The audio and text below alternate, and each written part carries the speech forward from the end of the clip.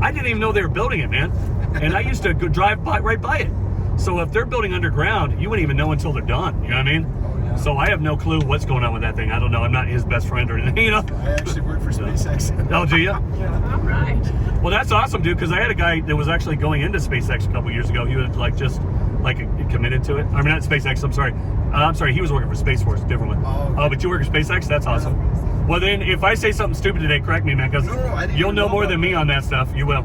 Do this tour then. I could have taken you to like somewhere else, dude. You don't have to be a believer, but why are you that against it? You know what I mean? So I always kind of ask, what made you guys pick the tour? Like, well, you guys can say it already, because I already know Aaron. I'm Aaron's mom. I have to follow him around. Yeah, you follow him around. Yeah, I follow him around. And then Aaron's really into this stuff, and he has a YouTube channel and all that stuff. Oh, awesome. Yeah. What about you guys? What are you? Big space nerd. Yeah, that's awesome. The X-Files since I was a kid. Oh, that's cool. Yeah. Yeah, like always wanted to see this.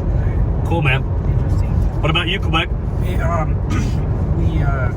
I saw a lot of movie, but I think back in maybe in November or December, I watched a documentary about the guy. The Closure Act? To do a party at Area 51, and in that documentary, I saw a lot of things that I wanted to see by my eyes. So I was curious. So I always have been. Next that up, because when Trump got in office, he's trying to release this information because he doesn't know. Right. You know what I mean? Yeah. So these entities like this, like like CIA, FBI, there's been a couple laws that have been passed by Congress and passed into our Constitution, and coming out as World War II, there was a couple that basically said these entities can work above the president and above our politicians at times for war times. But people say they use it all the time that way. So I don't even know if our president would know everything here. And I think they would placate them. I think they'd show them certain things, and they know more than us, but I don't know what they actually know. And I think, like any government, they're departmentalized. So even if you work at Area 51, they might show you part of it, but they're not going to show you everything. But where we're going to go today, guys, we're going to be the closest you can get to the base on the one gate. It's the closest, and we're still probably 2-3 miles away, at least.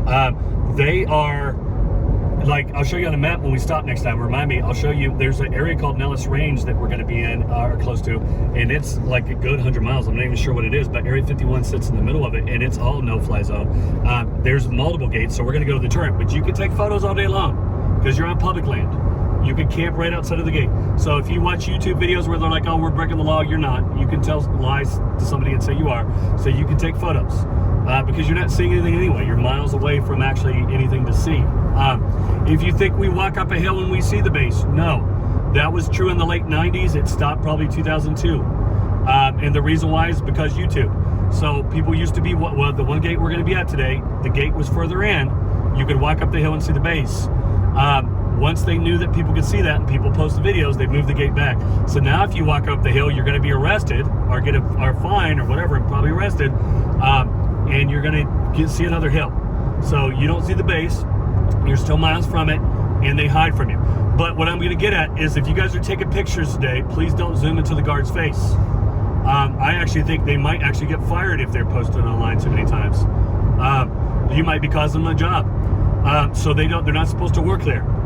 And one of the times I heard the guard actually tell my guests not to take a picture of him, and he wasn't anywhere near us, so it was some kind of hidden microphone thing or something, because literally he said, stop taking my photo right now, and there was nobody by us. So and that's old technology, that's old stuff, but they don't want you taking a picture. So you can take pictures of the car today, you can take pictures of the base, but please don't zoom into the guard, please don't. I don't like poking the bear. I don't mess around. You guys in the back, I didn't ask you, what made you guys pick this tour? Why did you guys pick this tour?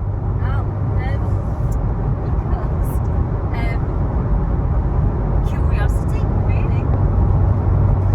Have you seen stuff online about it? Have you watched movies? Like, where are you at on it? Kind of always been a bit nerdy about the Roswell. So Roswell's about 14, 15 hours from here. It's own mythology, and it's in Ohio. So I'm from Ohio. Nice to meet you guys. My people came down in 47. You might have heard of it. Now, they call it the alien superhighway. There are sightings all over the world, and my thing is there's been sightings and abduction cases from day one. There is no culture that has ever existed on the planet that doesn't have a story that sounds like an alien abduction or a UFO site, which has Los Alamos. It's where they did nuclear testing. They started it. And you have Roswell, all that stuff. You have Las Vegas, New Mexico, by the way, too. Only 2 Las Vegases in the country. Up here, you have Las Vegas, Nevada. You have Alamo, which we're going to be in. You have Area 51, very, very similar names. We did more nuclear testing than they did. It's called the Alien Superhighway, and for some reason, there's a ton in between. So if you go to Grand Canyon South, they have their own website. They had 4 or 5 crash landings over the years of alien bodies. But their sheriff for years said he handled some, and then they disappeared.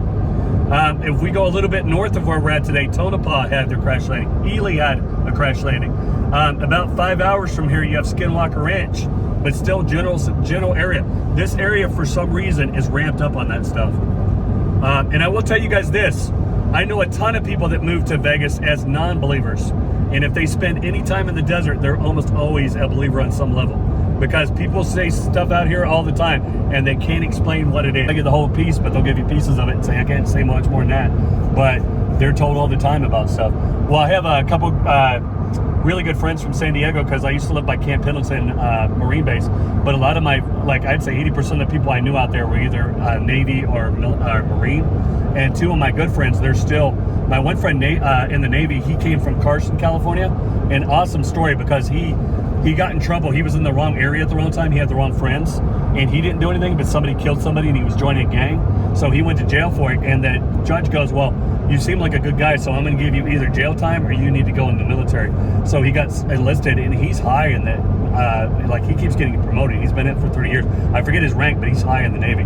But anyway, those 2 guys, they've told me a couple times that, you know, when you're in the military, you do stuff that you can't talk about. They'll have like little excursion, or, you know, whatever it is, and they can't talk about it, and it doesn't make the news.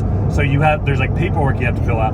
And they were telling me, and I don't think they were pulling my leg, they were saying some of the paperwork you had to fill out had other things that you could fill out on the paperwork of the form, and some of it said UFO on it. And when they asked their superior, they're like, I can't tell you what that's about. So I don't know. I hear some stuff, man, and a lot of it does evolve. So Area 51, here's my thing. I don't know if aliens have come on this planet. I don't know if they've been here. I tend to believe that they could be. And there's some high-ranking officials that have been saying stuff recently. You know, we've had like people that ran our CIA and FBI on their deathbeds that have said as much, which I don't know if you guys have seen that documentary, but there was one on Amazon Prime. I didn't really watch it because Donna told me it was all stuff I kind of already knew, but it came out about a year ago, and you got to buy it for $20. But it's a Disclosure Act, but it talks about all the stuff that people have seen and talked about. But the most interesting part about it is that there are people that are running in our Congress, in our military right now, and they're high-ranking people. They're not your like UFO, like, you know, that people who say are crazy. These are people running our government and military right now talking about it. They're disappearing too. Yes, true. Some of them have disappeared. So I don't know, man. It's pretty interesting. But also, if you guys are from another country, whatever I say today, you know, if you're from another world, please don't kill me. I welcome our alien overlords, you know. I know a couple of you guys are from another planet somewhere. Sure, you work for SpaceX. I saw your eyes twitch sideways, man. It's on to me. And I'm an idiot. I don't know why I'm like, I said no to this, because, sorry, but I'm their favorite. So they go, hey, Clayton, do you want to get a picture with George Knapp? And I said no. Why did I say that? So anyway, I took a picture with him and Pat at a distance. I'll show you that. But I didn't get one with him. But they were talking about the crash and what they saw. And we were there for like an hour and a half, but they were interviewing longer. I haven't seen the interview yet. So I haven't seen what they actually said. But we were trying to be quiet for it and listen to them. And Connie was saying she saw some kind of orb shape dancing around the sky, and a bunch of people did the day before. So that was, but even if it was an alien, that was an attack on the base or something, because they had to shoot it down. And I'll tell you another one later, because in June last year, almost a year ago, but less than a year, we were driving to the second gate, the one that looks more official. We'll go to it after the lunch. And it's the one they show on media more. The first one they show less, but it's actually closer. But the second one we go to, when I was pulling up to it, driving up that road, I saw a big oil cloud that was above the mountains, like bigger than this mountain. and I was like, it was a major fire, and it looked black, like gas fire or something. So I went back to the diner and asked them, and they on like this Area 51. You can't do this in like a two-wheel drive. You can, but man, here's the thing. I'm sorry, I'm gonna pick on people for a minute, but I go on all these dirt roads out in these deserts, and you'll see people like broken down because they rented like a Ferrari, and I'm like, what are you doing, dude? Like, this is dirt road. So today it's bumpier some days than others, though. Actually, when it gets really bad, they actually smooth it out. They'll do a plow, but like some days it's really bumpy, some days it's barely bumpy, but like either way, you don't want like something low here, you know what I mean? And this is where the buses go. So this first one we're going to, guys, this is the closest to the base that we're going to go, and I'll show you on a map later. The second gate we go to, if you guys watch any media recently, especially Storm Area 51 crap, or you watch any of those documentaries on it, sorry, that was crap. I was here at the time too. I was the only person with the company tour guide that was here during that time. There was only a couple of us, so I'll tell you some of that stuff later. But anyway, at the second gate, that's the one they show more because it looks more official. It's got buildings and a bigger fence, and it is an entrance, but this is closer to the base here in a minute. So when the buses drop people off, they go on this road. So what I've noticed is, of all the gates I've gone to, and I've gone to a couple other ones off the tour that I've gone by myself, a lot of them are boring. Like I said, there's about 6 to 8 entrances.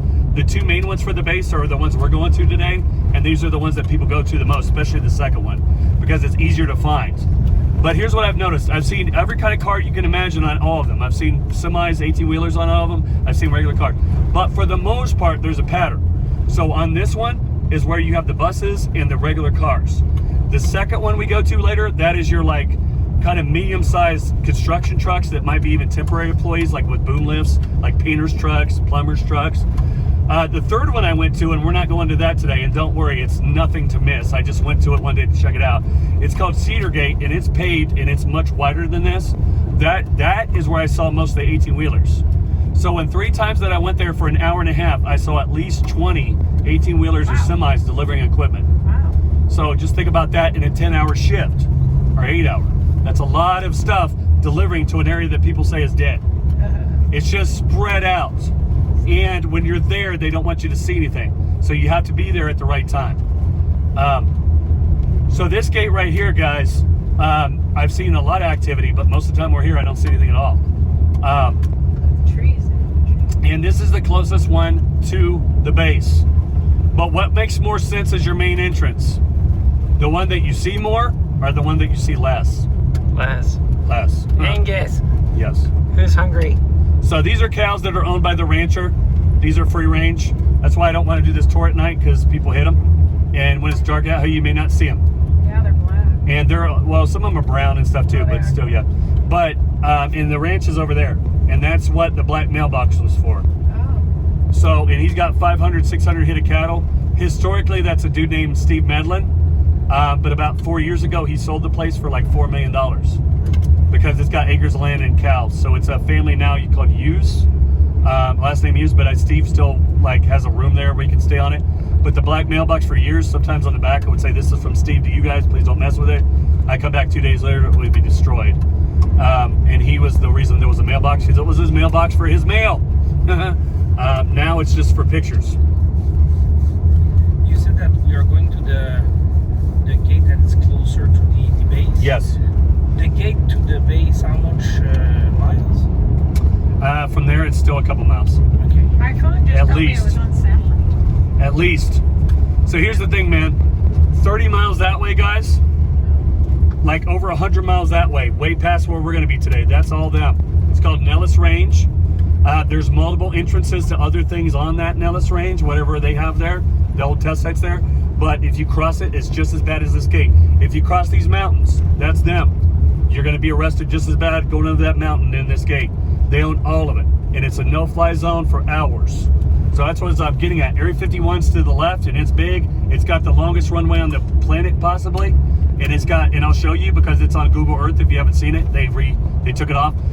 The picture never changes, but you can actually look at on Google Maps now. And it has the buildings and everything, and it has cars. But that's only a small part of a much bigger area that they own. Again, 85% of our state, guys, and that's 14 hours to drive through. So Nevada is the 7th biggest state. Not to pick on you guys, but you can take every state in the UK probably twice and put it in Nevada. That's how big it is. You can easily put every state in there, every country. So Scotland, Wales, Ireland, England, all fit in Nevada easily. And you can drive through this state for 14 hours. And easily.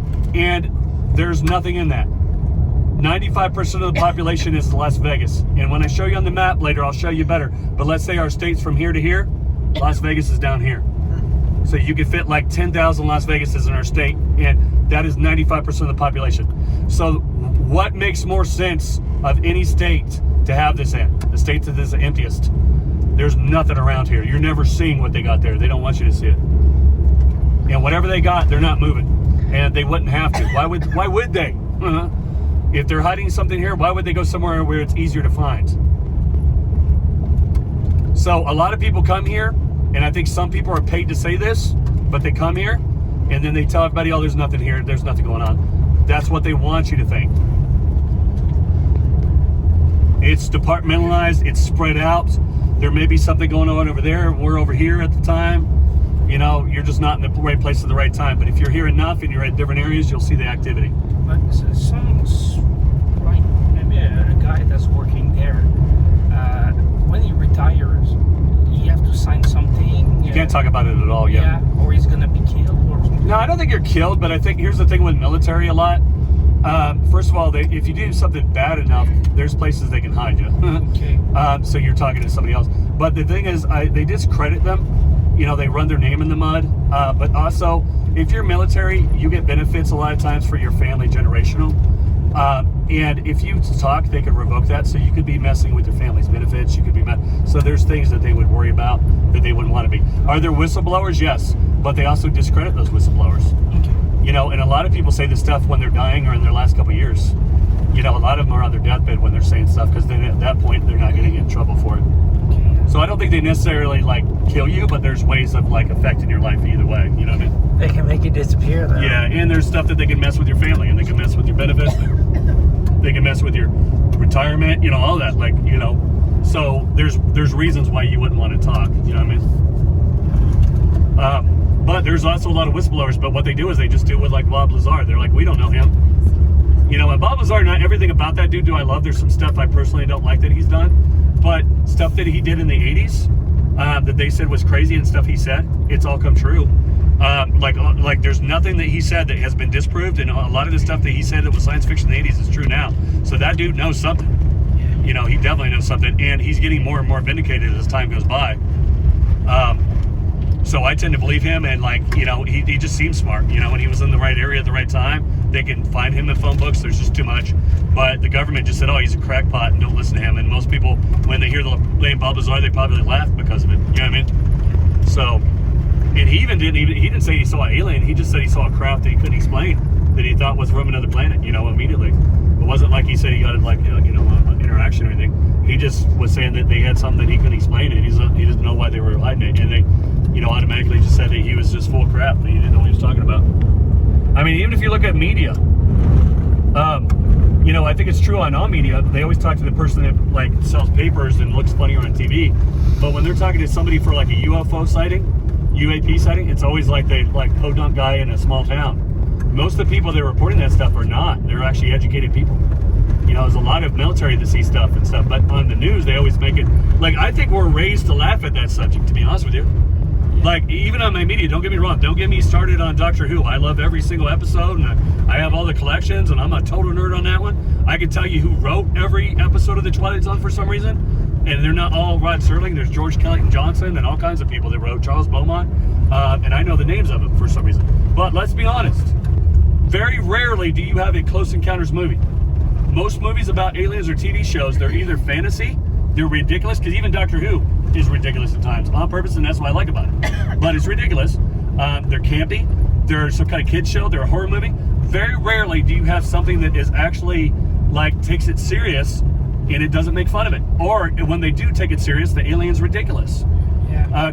And I think I'm starting to believe that's on purpose. I think we are bred and raised to laugh at that subject, and it makes me wonder why. When I bring up this tour on any other tour, they kind of laugh at it. They go, "Why would you want to do that tour?" You know, and then they want you to talk about it for 2 hours. But the other thing is like, I don't know. I just think there's a knee-jerk reaction to laugh at like that stuff, and I think, you know, Bob Lazar, not everything about it, but I think we've been raised to like make fun of that guy and think that he's crazy, and I tend to believe that he's telling the truth for the most part. You know, I don't know everything he said, but most of it, I think. So I don't know, man. But again, I don't have the full-on answers for you. You know, I wouldn't be here if I did. I'd be in a cell right now talking to the cockroaches about it.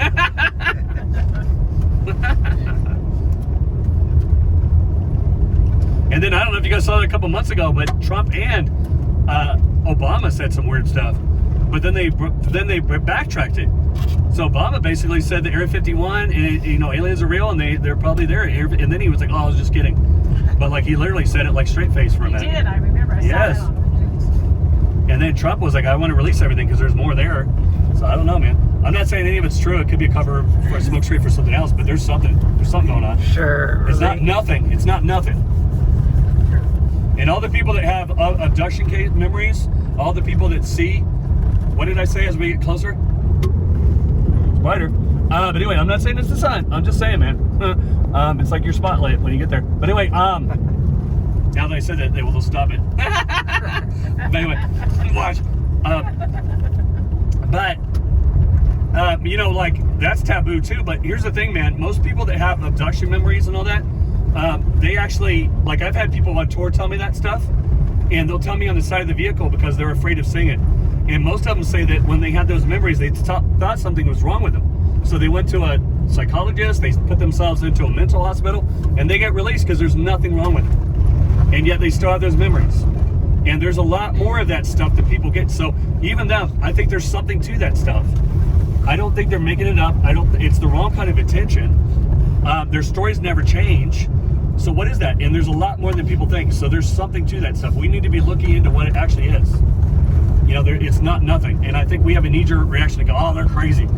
Are they? I don't know. And you know, that's the thing anyway. The people that are full-on believers are not the ones that scare me. They're the people that say they're absolutely against it. The people that think that they know everything, that's the person that scares me. Because if you think about even what we believed 20 years ago, it's changed a lot. And if you went back in time and told them what you believe today, they'd lock you up for what you believe today. In the future, I think they're going to go, "Oh, they were cute." You know, like we evolve all the time. So how can you write anything off? Because we may be just looking at something or missing something that's right in front of us, and it could change everything about it. You know, so I don't write anything off because it doesn't mean it's true, but I don't think these people are making it up. That is the wrong kind of intention. And the number one I bring up is the most famous case, probably, Betty and Barney Hill. One of the first abduction cases. And when you watch any movie about, like, people getting out of cars, it's based on them. And here's what I always bring up, and I'm not the first one to say this, but it's not said enough. That is a mixed couple, race couple in the 60s. If you guys don't know our history, that was illegal in states, and that's bullcrap that it was, but that was illegal at the time in certain states. Even when I grew up in the 80s, if you were, and I have friends that are mixed race, that still people stare at. So why would that couple want any kind of attention in the 60s at all on themselves? At all, let alone about aliens. So whatever happened to them, they believed them. They were not making it up.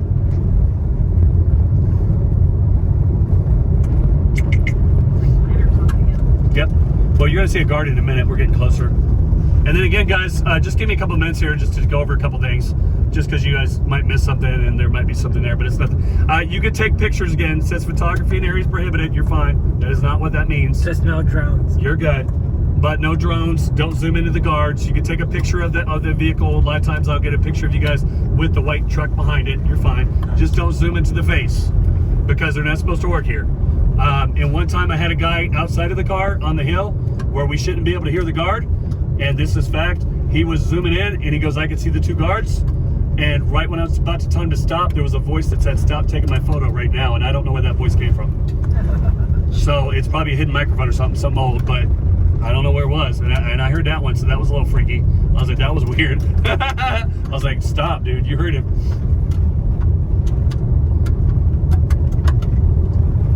And again, I just look at it this way. These guys are just doing a job. They're not, I'm sure they're lovely family people, but I'm sure they're not paid to be forgiving, and they have to do a job. But I've heard these first wave may not even be military. They might be just security. But either way, they have clearance, and they still have to do what they got to do. So if they had to shoot you, they probably would. You know, if you didn't stop because you're military. But I don't mess with them. It's like, I always put it this way. A pit bull could be a lovely family dog, but you don't poke it with a stick. You know, F around and find out, man. And I don't want to take somebody's job because I don't know if that's true or not, but if you got a picture posted too many times, they may not be work here. I don't know. You know, I don't want to take money out of, or food out of their family's face either, you know. I mean, I said that weird. out of their, you know, out of their stomach. I said that all aggressive. Out of their face. If you're listening, by the way, too, bring up some helicopters or something, man. That'd be awesome. That's what I asked them to do. Come on. How about some big jets? Please. Yeah, we had some jets the other day. That was awesome. That'd be cool. That's what I asked them to do. But here's the thing, guys. Sometimes if you talk to them, they'll actually honk their horn and flash their lights to what you asked to, so I know they can hear you. But they're also not trained monkeys. So they don't always do that. You can try it, but doesn't mean they do it. But there's days when we've asked them a question and they've gone, pop, pop, and I go, was that for us? And they go, pop, pop. So I know they can hear you. In fact, on this hill right here, you guys see those devices? Yeah. Those are more listening devices than they are cameras. That's got a big microphone on it. Okay, guys, a couple things here before we stop.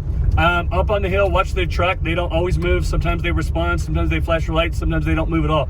But there's always somebody in there. In fact, I don't think they sit there all day. One time they came out of nowhere. So I think actually as we're driving up, they're alerted and they're getting into places we're pulling up. So if you get here at 3 a.m., they're going to be here, but I don't know if they sit there all day. Oh yeah, the flowers are in here. If you get up. So a couple things, we can drive up here. I just don't. Kirk probably will drive up here in a minute if he's behind us. We can walk up here. Just be careful coming down. Yeah, I don't want to walk up there. And the only thing I got to say is, like, a couple months ago, for some reason, when we tried to walk up here, they actually honked the horn and my guests freaked out. You're not even close to, that is public land. We're actually closer right now to the gate than we are up there, and Kirk will probably drive in a minute. So I could drive up there if I wanted to. I'm not sure why you honked the horn. So if they do that, you're not doing anything. I don't know why you even honked the horn. So please don't honk the horn. I've been up there like 500 times. There was a fire pit up there that somebody left because they camped up there. Oh, geez. And you're not seeing anything different. It's beautiful when you go up there and it frames it beautifully, but we saw everything as we're driving up. There's nothing that we didn't see as we drove up. Okay, a couple things. So the hill on the in front of us, that's got the lookout on it. You can kind of see it now. It's got a weather station, but there's like a little, there's a telescope. I didn't bring binoculars, but when I zoomed in one time, I actually saw the telescope. So that's supposed to be watching us in this valley, and it's got a 360 view, so probably. I wouldn't touch this hill at all, because if you go on top of that hill, guys, you're going to see another hill. And here's the thing. You guys see the razor wire? Yeah, don't go over there. First of all, people get really close to the razor wire, and it doesn't just cut you, it grabs you, so be careful of that. Yeah, watch out. But you guys see how it stops at the hill? The perimeter line does not. The perimeter out here a lot of times is just orange markers. So if you go a quarter of that way up that mountain or that hill, because it goes at an angle, you're going to be arrested or get a ticket, and probably both, to see nothing. And if you get on top of that hill, all you see is another hill, because they moved the gate back years ago. In front of us, you guys see the yellow gate? Kirk's people, I think, lean on it, and if you do, you're fine. But I always say this just as a heads up. I think they know the difference. But the actual line is not the yellow gate, because when I first started here, there was no yellow gate. They put that in Storm Area 51. You guys see that white dotted line on the ground? Yeah. The reflectors? Yeah. That's the actual line. So I have people walk over it every time. They know the difference, but if you can help it, stay more on this side. The camera in front of us, if we all go up together, sometimes it follows us. See the Wally looking thing with the cord? Sometimes that tracks us, and that's supposed to be, go down all the way. That's about it. If you guys want photos, let me know. I think I'm forgetting something, but that's fine. That's the main thing. Just be careful, because the gate goes that way, the fence goes that way. You can go up the hill. Just don't cross here. So we are allowed. But it's cool if you do it. Turn volume up, birds. Yeah. Well, we're the only official tour company that we're the only one that ever has. So I'll put YouTube a lot. I'll watch a video on the boat. We're there 51 today, and then I'll hear my voice in the background. So they were